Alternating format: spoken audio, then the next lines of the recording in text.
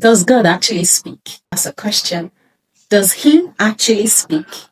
So this is how we move right into chapter 2 of the book of Matthew. If you just met us mid-chapter, I think that you should go back to the previous videos and watch, okay? And then you rush back here so you understand what we're saying. Now, just a recap for those of us who enjoyed the first part of this video, the previous parts, where we had fun on Matthew chapter 1. You discover that God actually listens. I just want to bring some things from that chapter 1, bring it out and bring it home. God listens. Yeah. To our thoughts, to our tantrums that are born out of confusion and bitterness and some kind of pain and unanswered questions. God answers questions and he listens even to the unsaid things in your mind. Did you notice that it was just a thought? How do I just put away this woman that I love is in my heart like this? And God just came to the dream and said, Oga, don't try this. Don't just try that thing with me. And that brings me to the question. Do you know how God talks to you? Yes. Because you see, if you do not know, Jesus said, I know my sheep and my sheep know me. They know my voice. The voice of a stranger, they would never hate. They would not follow. If you have a deep relationship with God, there's no way you would not know his voice. And it's not like you having some mysterious encounters in your room that you just wake up to, oh, my daughter, my son, arise now. Like you see it in some movies. That's not how God talks to us. That kind of thing. That's not how God talks to us. God will talk to you through his word. God will use good networks. And what good networks, I mean good friends. He will use good friends to talk to you. Okay? Godly friends. Good and godly friends, not just good friends.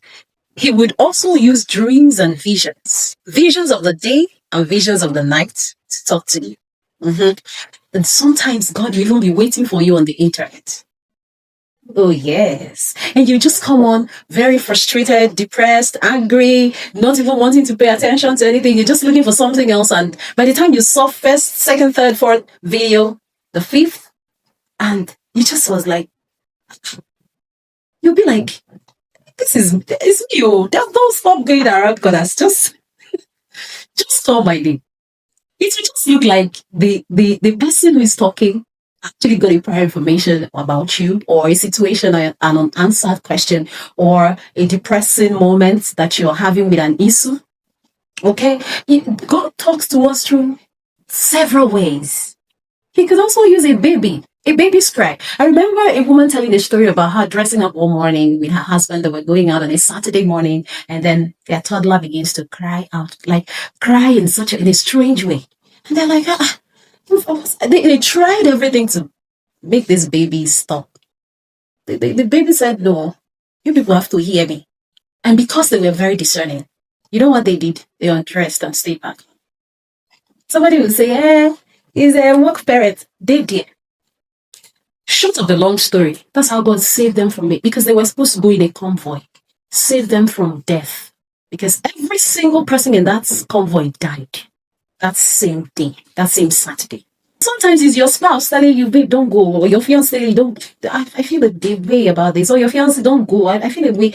You'll be like, I need to go. You see, when you don't listen, when you don't discern, you may not even hear God's voice, even in ordinary wind like this that just blows. You may not even hear it. So God talks to us.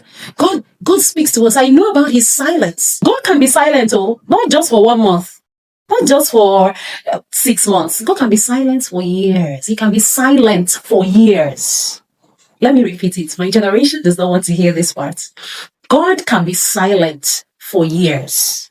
Even in his silence, if you have built a relationship with him, you will hear what he's saying. Even his silence is very loud. You will hear what he's saying. So just like Joseph, God talks to a lot of us in the dream. Yeah, I know about that. And sometimes he will do it in such a way that you will have that dream. You will not even know why. Like, why? What's with this? But he's just ahead of you because he's always ahead. He wants to modify his situation. He wants to He wants to take care of a situation that is yet going to get dusty. Maybe put you in a place where you have to start wondering, what do I do? What do I not do? And all. And he will go ahead of you and show you. That's what he kept doing. In fact, by the time we get into Matthew chapter 2 in my next video, you need to be part of this.